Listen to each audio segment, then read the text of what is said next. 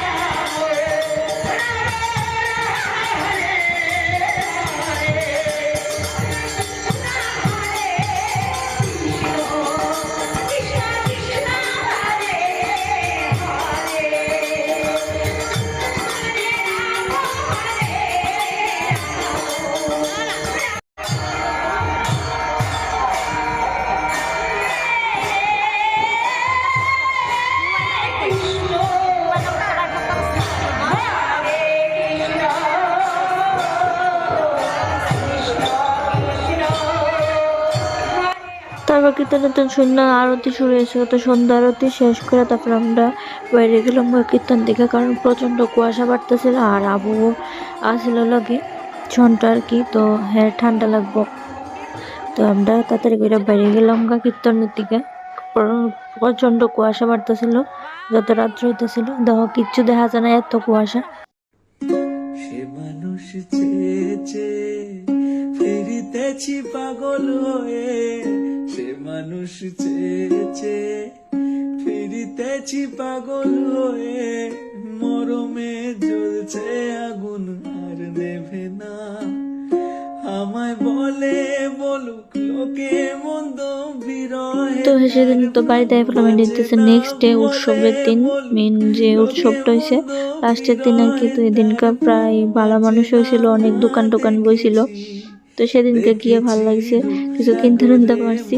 তো ওই দিক দিয়ে প্রসাদ দিতেছিল মাঠের মধ্যে। তো এই দেখো সবাই প্রসাদ লইতেছে। তো আমরা তারপরে রাত্রে সন্ধ্যা হলে লুট টুট দিব।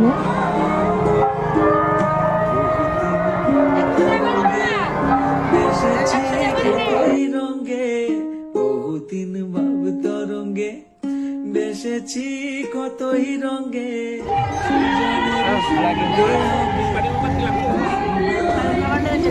তোমার বদলি দিকটা লুটটুট কিনাইতেছে, লুটটুট কিনতেছে কি কদমা বাতাসা কমলা এটা সব কিনতেছে। তো দিকটা লুট লিয়ে এলাম গা মানে মন্দিরের দিক, লুটটুট দিতেছে। দেখেছি